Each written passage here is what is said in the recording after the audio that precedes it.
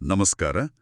ದೆಹಲಿಯ ಬುರಾರಿ ಸಾವುಗಳ ಪ್ರಕರಣದ ಬಗ್ಗೆ ನಾವೆಲ್ಲರೂ ಒಂದಲ್ಲ ಒಂದು ಹಂತದಲ್ಲಿ ಕೇಳಿರ್ತೀವಿ. ಹೌದು, ಅದು ಇಡೀ ದೇಶವನ್ನೇ ಬೆಚ್ಚಿಬೀಳಿಸಿದ ಘಟನೆ.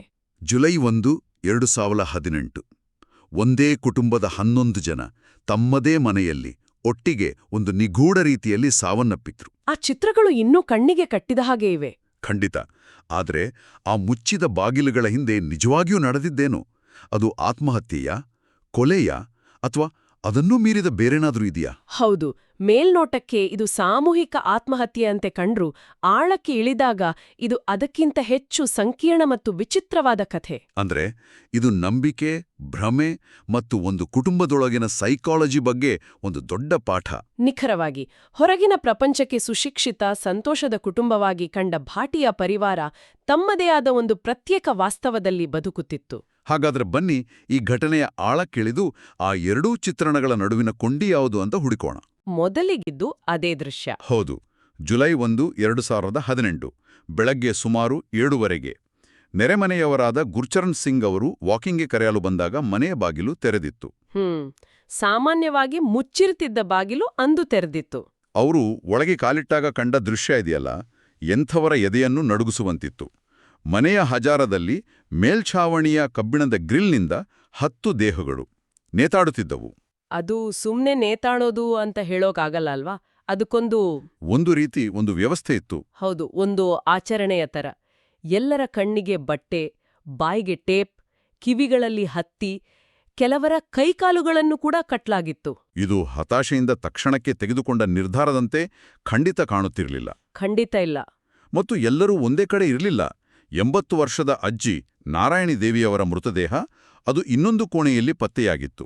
ಅವರ ಕುತ್ತಿಗೆಯನ್ನು ಹಿಸುಕಲಾಗಿತ್ತು. ಇದು ಇಡೀ ಕೇಸ್ಗೆ ಒಂದು ಕೊಲೆಯ ಆಯಾಮವನ್ನು ಕೊಟ್ಟಿತ್ತು. ಇದರ ಜೊತೆಗೆ ಮನೆಯ ಸಾಕುನಾಯಿ ಟಾಮಿಯನ್ನು ಟೆರೆಸ್ ಮೇಲೆ ಕಟ್ಟಿಹಾಕಲಾಗಿತ್ತು. ಅದಕ್ಕೆ ತೀವ್ರ ಜ್ವರವಿತ್ತು. ಈ ಭಯಾನಕ ದೃಶ್ಯವನ್ನು ಒಂದು ಕ್ಷಣ ಪಕ್ಕಕ್ಕಿಡೋಣ. ಇದೇ ಕುಟುಂಬದ ಬಗ್ಗೆ ಅವರ ನೆರೆಹೊರೆಯವರು ಏನು ಹೇಳ್ತಾರೆ ಗೊತ್ತಾ? ಅವರು ತುಂಬಾ ಚೆನ್ನಾಗಿದ್ರು, ಎಲ್ಲರ ಜೊತೆ ಬೆರೆಯುತ್ತಿದ್ರು ಉಂಟಲ್ವಾ? ಹೌದು. ಭಾಟಿಯ ಕುಟುಂಬ ಅತ್ಯಂತ ಸ್ನೇಹಮಯಿ, ಧಾರ್ಮಿಕ ಮತ್ತು ಯಶಸ್ವಿ ಕುಟುಂಬವಾಗಿತ್ತು. ದಿನಸಿ ಅಂಗಡಿ, ಪ್ಲೈವುಡ್ ವ್ಯವಹಾರ ಎಲ್ಲವೂ ಚೆನ್ನಾಗಿ ನಡೀತಿತ್ತು. ಅಷ್ಟೇ ಅಲ್ಲ, ಕುಟುಂಬದ ಮಗಳು ಪ್ರಿಯಾಂಕಾಳಿಗೆ ನಿಶ್ಚಿತಾರ್ಥವಾಗಿ ಮದುವೆ ಸಂಭ್ರಮ ಮನೆ ಮಾಡಿತ್ತು. ಇದೇ ಅಲ್ವಾ ವಿಚಿತ್ರ? ಒಂದೆಡೆ ಸಂತೋಷದ ಸಾಮಾನ್ಯ ಜೀವನ, ಇನ್ನೊಂದೆಡೆ ಇಂಥ ವಿಚಿತ್ರ, ಭಯಾನಕ ಸಾವು. ಈ ಎರಡನ್ನೂ ಜೋಡಿಸುವುದು ಹೇಗೆ? ತನಿಖೆಯಲ್ಲಿ ಪೊಲೀಸರಿಗೆ ಸಿಕ್ಕ ಮೊದಲ ಸುಳಿವಾದರೂ 1 ವರ್ಷಗಳಿಂದ ಬರೆಯಲಾಗಿದ್ದ ಆ ಡೈರಿಗಳು ಈ ಕುಟುಂಬದ ಮುಚ್ಚಿದ ಬಾಗಿಲುಗಳ ಹಿಂದಿನ ರಹಸ್ಯ ಜಗತ್ತನ್ನು ತೆರೆದಿಟ್ಟವು. ಆ ಡೈರಿಗಳಲ್ಲಿ ಏನಿತ್ತು? ಅದು ಅವರ ಖಾಸಗಿ ದಿನಚರಿಯಾಗಿತ್ತೆ ಅಥವಾ ಬೇರೇನಾದರೂ? ಅದಕ್ಕಿಂತ ಹೆಚ್ಚಾಗಿತ್ತು. ಅದು ಆ ಕುಟುಂಬದ ಸಂವಿಧಾನವಾಗಿತ್ತು. ಸಂವಿಧಾನ? ಹೌದು.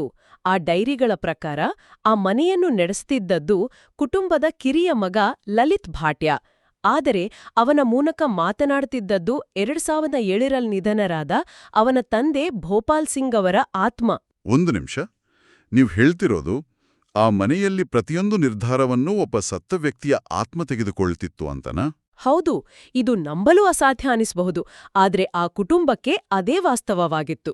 ಅಂದ್ರೆ ಮನೆಯನ್ನು ಹೇಗೆ ನವೀಕರಿಸಬೇಕು, ವ್ಯಾಪಾರದಲ್ಲಿ ಏನ್ ಮಾಡಬೇಕು, ಮಕ್ಕಳ ವಿದ್ಯಾಭ್ಯಾಸ ಅಷ್ಟೇ ಅಲ್ಲ, ಪ್ರಿಯಾಂಕಾಳ ಮದುವೆ ಯಾರೊಂದಿಗೆ ನಿಶ್ಚಯಿಸಬೇಕು, ಹೀಗೆ ಪ್ರತಿಯೊಂದು ನಿರ್ಧಾರವೂ ತಂದೆಯ ಆತ್ಮದ ಆದೇಶದಂತೆ ನಡೀತಿತ್ತು. ಮತ್ತು ಈ ಎಲ್ಲಾ ಆದೇಶಗಳನ್ನು ಡೈರಿಗಳಲ್ಲಿ ದಾಖಲಿಸಲಾಗುತ್ತಿತ್ತು. ನಿಖರವಾಗಿ. ಆದ್ರೆ ಈ ನಂಬಿಕೆಯ ಕೇಂದ್ರಬಿಂದು ಲಲಿತ್ ಆಗಲು ನಿರ್ದಿಷ್ಟ ಕಾರಣವಿತ್ತೆ? ಇದ್ದಕ್ಕಿದ್ದಂತೆ ಒಂದು ದಿನ ಅವನು ತನ್ನ ತಂದೆಯ ಆತ್ಮ ತನ್ನೊಳಗೆ ಬರುತ್ತದೆ ಎಂದು ಹೇಳಿದರೆ ಇಡೀ ಕುಟುಂಬ ಹೇಗೆ ನಂಬಿತು? ಅತ್ಯುತ್ತಮ ಪ್ರಶ್ನೆ. ಇದರ ಹಿಂದೆ ಒಂದು ಘಟನೆ ಇದೆ. ಓಕೆ. ತಂದೆ ತೀರಿಕೊಂಡ ನಂತರ ಲಲಿತ್ಗೆ ಒಂದು ಅಪಘಾತವಾಗಿತ್ತು. ಆ ನಂತರ ಅವನು ತನ್ನ ಮಾತಿನ ಶಕ್ತಿಯನ್ನು ಸಂಪೂರ್ಣವಾಗಿ ಕಳೆದುಕೊಂಡಿದ್ದ. ಹಲವು ತಿಂಗಳುಗಳ ಕಾಲ ಅವನು ಮೌನಿಯಾಗಿದ್ದ. ನಂತರ ಒಂದು ದಿನ ಅವನಿಗೆ ಮಾತು ವಾಪಸ್ ಬಂತು. ಆಗ ಅವನು ಹೇಳಿದ್ದು ತನ್ನ ತಂದೆಯ ಆತ್ಮದ ಮೂಲಕ ತನಗೆ ಮಾತು ಮರಳಿ ಬಂತು ಅಂತ. ಹಾಗಾದ್ರೆ ಅದೊಂದು ಪವಾಡದಂತೆ ಬಿಂಬಿತವಾಯಿತು. ಖಂಡಿತ.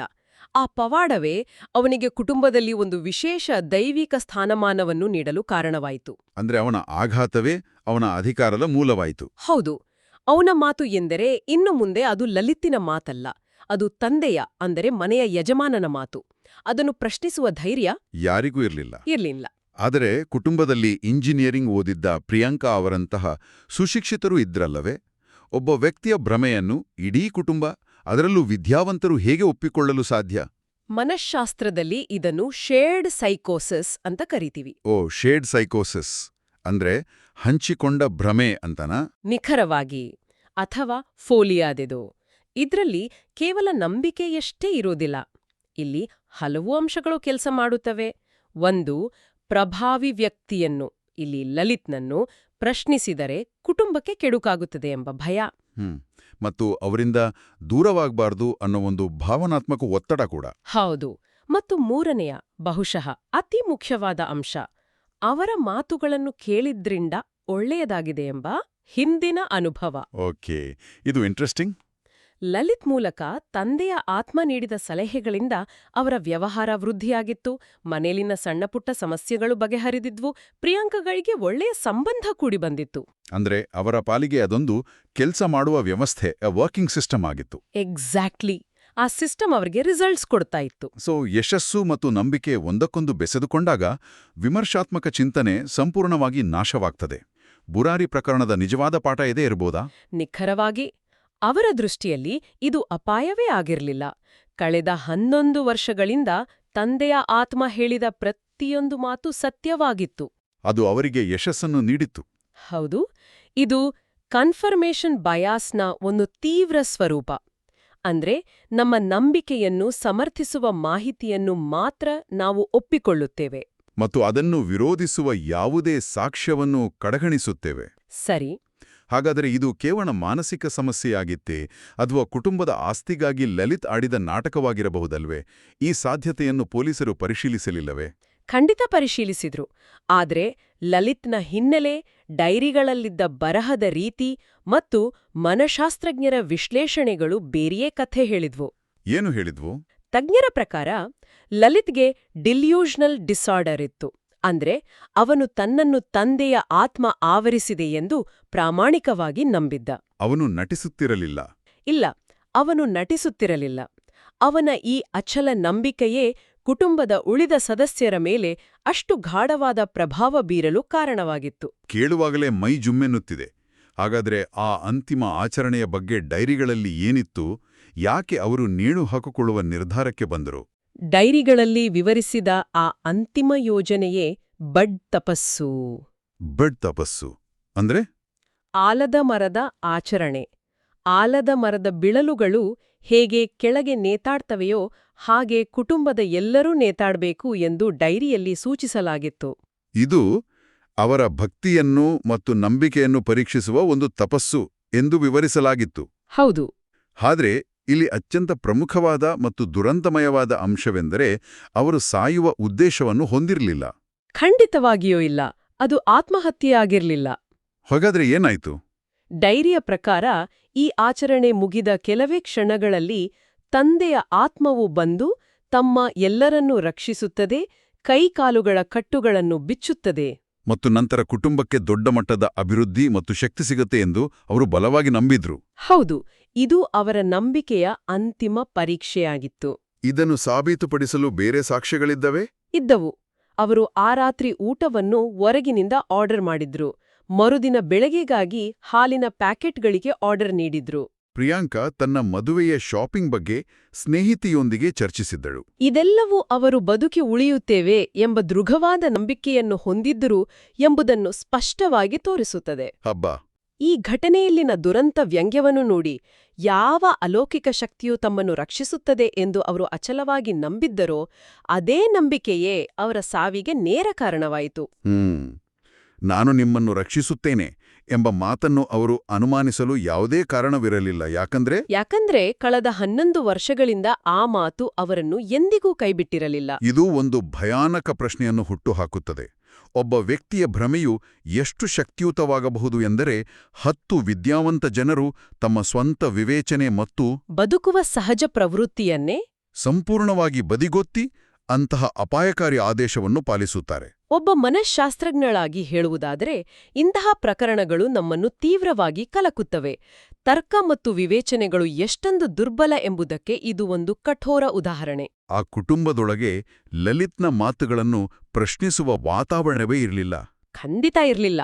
ಅವನ ಮಾತು ಎಂದರೆ ತಂದೆಯ ಮಾತು, ಅದು ದೇವರ ಮಾತು. ಅದನ್ನು ಪಾಲಿಸದಿದ್ದರೆ ಕುಟುಂಬಕ್ಕೆ ಕೆಡುಕಾಗುತ್ತದೆ ಎಂಬ ಭಯವನ್ನು ವ್ಯವಸ್ಥಿತವಾಗಿ ಬಿತ್ತಲಾಗಿತ್ತು. ಹಾಗಾದ್ರೆ ಇದೆಲ್ಲದರ ಒಟ್ಟಾರೆ ಅರ್ಥವೇನು? ತನಿಖೆಯ ಅಂತಿಮ ತೀರ್ಮಾನವೇನು? ಅಂತಿಮವಾಗಿ ಪೊಲೀಸರು ಮತ್ತು ತಜ್ಞರು ತಲುಪಿದ ತೀರ್ಮಾನವೆಂದರೆ ಇದು ಕೊಲೆಯಲ್ಲ ಅಥವಾ ಸರಳ ಆತ್ಮಹತ್ಯೆ ಅಲ್ಲ. ಇದು ಶೇರ್ಡ್ ಸೈಕೋಟಿಕ್ ಡಿಸಾರ್ಡರ್ನಿಂದ ಪ್ರೇರಿತವಾದ ಮತ್ತು ತಪ್ಪಾಗಿ ಅಂತ್ಯಗೊಂಡ ಒಂದು ಸಾಮೂಹಿಕ ಆಚರಣೆಯಾಗಿತ್ತು.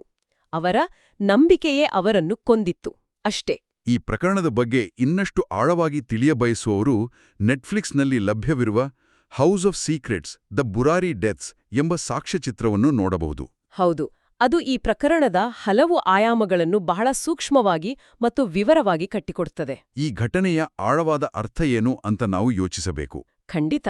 ಈ ಪ್ರಕರಣವು ಮಾನಸಿಕ ಆರೋಗ್ಯದ ಸಮಸ್ಯೆಗಳು, ವಿಶೇಷವಾಗಿ ಅವುಗಳನ್ನು ಗುರುತಿಸದೇ ಇದ್ದಾಗ ಆಳವಾದ ಮಾನಸಿಕ ಸಮಸ್ಯೆಗಳು ಅಡಗಿರಬಹುದು ಎಂಬುದು ನಿಜಕ್ಕೂ ಆತಂಕಕಾರಿ. ಹೌದು, ಇದು ಸಾಮಾನ್ಯತೆಯ ಮುಖವಾಡದ ಹಿಂದೆ ಅಡಗಿರುವ ಮಾನಸಿಕ ಯಾತನೆಯನ್ನು ಗುರುತಿಸುವುದು ಮತ್ತು ಅದನ್ನು ಪರಿಹರಿಸುವ ಪ್ರಾಮುಖ್ಯತೆಯನ್ನು ನಮಗೆಲ್ಲರಿಗೂ ನೆನಪಿಸುತ್ತದೆ. ನಮ್ಮ ಆಪ್ತರ ವಲಯದಲ್ಲಿ ಸಂವಾದ, ಪ್ರಶ್ನಿಸುವುದು ಮತ್ತು ಸಹಾಯ ಕೇಳುವುದು ಎಷ್ಟು ಮುಖ್ಯ ಎಂಬುದನ್ನು ಈ ದುರಂತ ಎತ್ತಿ ತೋರಿಸುತ್ತದೆ. ಹೌದು.